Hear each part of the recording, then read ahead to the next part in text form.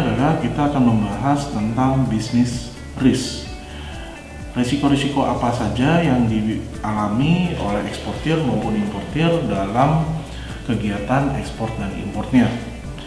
Ada beberapa hal di mana pertama adalah tentang commercial risk. Commercial risk ini adalah risiko-risiko yang dialami baik oleh eksportir atau importir dalam kegiatan transaksi untuk ekspor dan importnya. Pertama adalah commercial risk. Resikonya adalah karena lack of knowledge about foreign markets. Artinya seperti yang sudah dibahas sebelumnya adalah pengetahuan kita terhadap market di luar itu seperti apa. Sehingga contohnya misalkan ketika kita mengirimkan barang atau ekspor barang keluar, ternyata barangnya tidak diterima baik oleh negara tersebut, sehingga untuk life cycle-nya pada barang kita itu akan cepat hilang. Nah, risiko ini adalah yang dialami biasanya bagi eksportir yang melakukan dengan impulsif ekspor ke negara luar. Sehingga sebelum kita mengirimkan barang seperti ini, penting bagi eksportir dan importir untuk melakukan market research sebelumnya untuk menghindari dari risiko-risiko ini.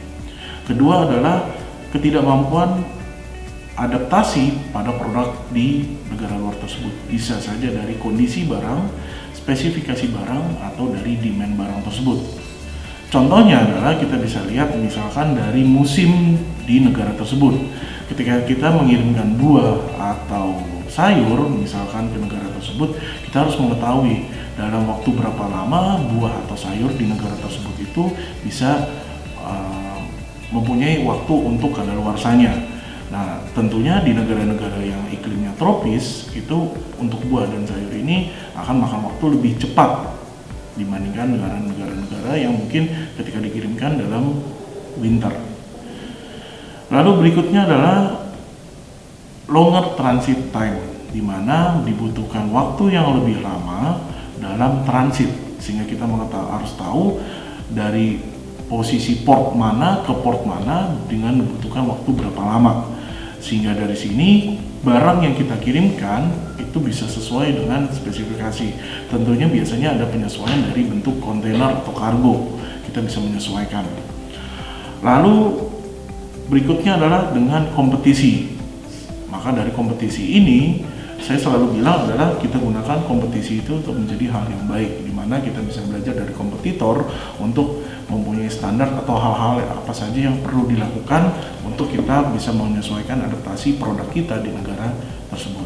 Maka dari kompetitor ini memang menjadi risiko bagi beberapa eksportir atau importir. Nah, tentunya di sini kita harus mengetahui dulu atau bahkan belajar lebih banyak, mendekat lebih banyak kepada kompetitor.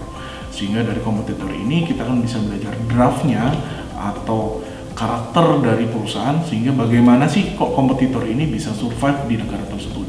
Kita belajar dari sana, kita melakukan market research dari sana, sehingga berikutnya kita juga bisa melakukan adaptasi yang sama.